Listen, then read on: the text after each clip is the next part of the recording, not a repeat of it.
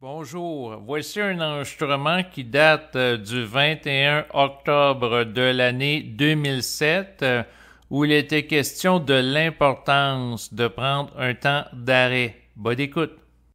L'importance de prendre un temps d'arrêt dans sa vie.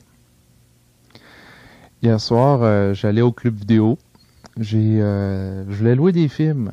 Puis il y avait tellement de films qui me tentaient là, que je réussissais pas vraiment à choisir. Et puis à un moment donné, je me suis arrêté pour faire un choix. Je trouvais ça donc difficile de choisir un film. Pourquoi? Parce qu'il y a une partie de moi qui voudrait tout écouter les films en même temps alors que c'est pas possible. Puis la minute que j'écoute un film, je veux en écouter un autre, puis je veux en écouter après ça un autre. Fait que finalement, je suis jamais satisfait parce que je pense tout le temps à ce que je pourrais faire d'autre, je pourrais faire d'autre. C'est comme pour la poésie actuellement, je vis une période où ce que je m'amuse à enregistrer des poèmes que j'ai composés. Puis la minute que j'en ai complété un, j'ai dit ah là je pourrais en faire un autre, là je pourrais en faire un autre. Fait que finalement, je savoure pas ce que je fais. Puis je suis toujours projeté dans le futur, dans l'avenir, pour effectuer d'autres tâches. Puis à ce moment-là, je suis pas heureux parce que je suis toujours dans le désir qui en vient à m'amener à toujours me projeter dans l'avenir au lieu de savourer les petites réussites, les petites victoires, les petites choses que je vis dans le moment présent, comme par rapport à la poésie, le fait que j'en ai enregistré un, donc de savourer ça. Donc, je suis tout le temps en projet, puis projeté dans l'avenir. Puis ça, c'est tout le temps. Je parle de cette façon-là, mais je vis vraiment le mental compulsif qui est tourné vers le futur. Puis je crois que quand on s'éveille, il faut se regarder en pleine face. Aller voir c'est quoi ses limites, aller voir c'est quoi qui nous empêche d'être heureux. Puis dans mon cas, c'est cette obsession à la performance, au rendement que j'ai intériorisé qui vient de la société, entre autres, et que je m'impose par rapport à mon œuvre artistique, la poésie. Puis c'est également ce désir de possession qui m'habite quand que je fais carrément de la surconsommation, dans le sens que je m'achète un livre, je commence à le lire, puis je dis ah, tel autre livre a l'air intéressant. Fait que finalement, j'achète tel autre livre, je le lis un peu, puis finalement, ah, tel autre livre, fait que je passe d'un livre à l'autre. Un peu comme un singe qui passe de branche en branche sans jamais s'arrêter, puis apprécier ce qu'il y a. Puis ça nourrit le besoin compulsif de tout le temps acheter. Puis finalement, le bonheur n'est pas dans l'achat parce que je suis trop occupé à penser à ce que je pourrais acheter. Donc, je pense en fonction de ce qui me manque. Donc, qu'est-ce que j'ai pas, puis qu'est-ce que je pourrais avoir. Puis c'est quelle partie de moi qui nourrit ça? C'est le mental. Parce que le mental vit à la fois dans le passé puis dans le futur, dans la projection, parce qu'il n'y a pas d'emprise sur le moment présent.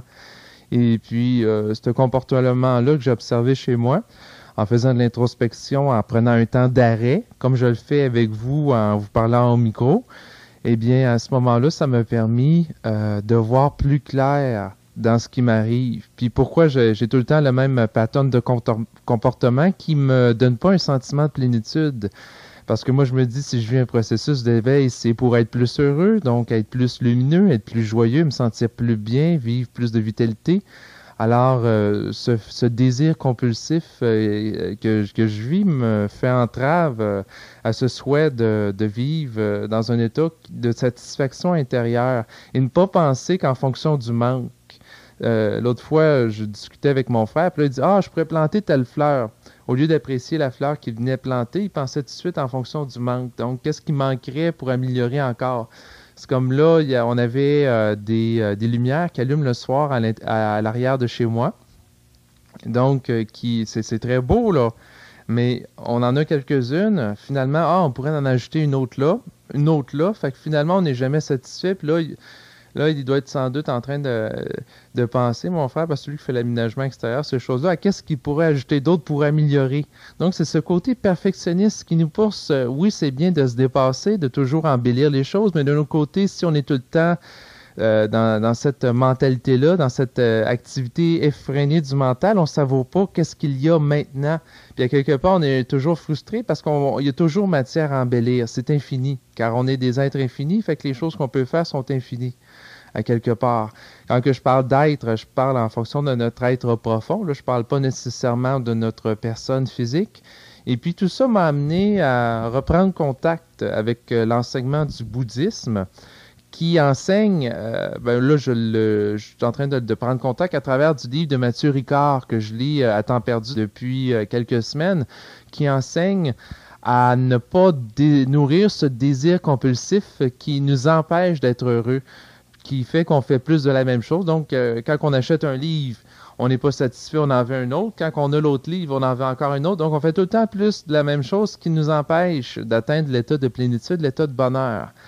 Fait que pour pallier à cette conduite-là, il faut apprendre à calmer le mental et apprécier, à savourer ce qu'on a, à être capable de dire j'apprécie, par exemple, le moment que j'ai passé agréable avec quelqu'un. Donc, être capable de remercier, d'être capable d'apprécier, puis accepter surtout ce qui est, plutôt que résister à ce qui existe, puis vouloir changer tout le temps les choses, car ce désir de compulsion de changer les choses, même si c'est pour le mieux, nous empêche de savourer pleinement ce qui est offert à nous autres.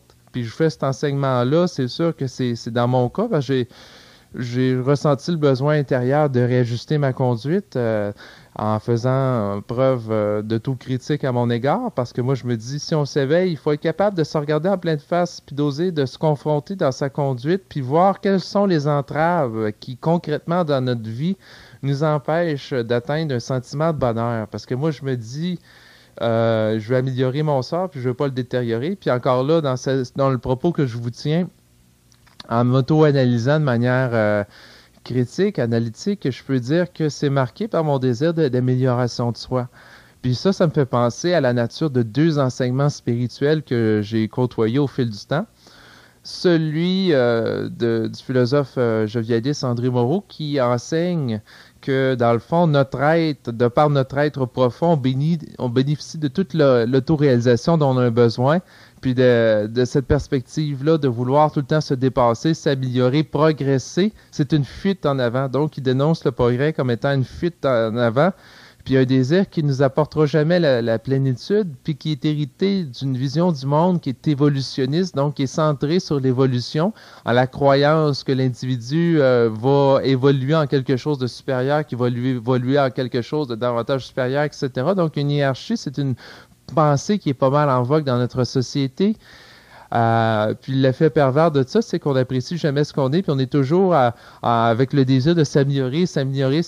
On se fait quasiment violence à vouloir se dépasser de cette façon-là, tandis que lui, ce qu'il prône, c'est que de par notre être, on est déjà réalisé, puis c'est de l'accepter, d'être capable de réaliser qu'en étant je suis, être, quand tu te sens être, tu es réalisé totalement. Puis tu n'as pas besoin de faire des efforts, tu n'as pas besoin de te projeter dans l'avenir puis de dire « Ah, je suis pas bon, faut que je m'améliore. » Cette pensée-là un peu qui est héritée du christianisme, la personne est née dans le péché, etc., la faute originelle, puis elle doit se racheter en s'améliorant, en faisant un travail sur soi, en progressant, etc.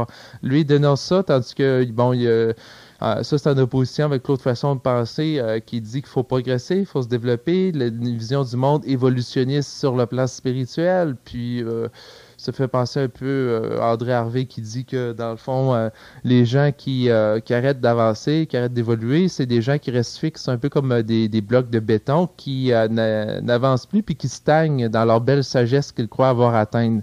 Donc, l'un des pièges de l'ego, c'est de se croire également rendu à quelque sorte, puis d'arrêter d'être ouvert au changement.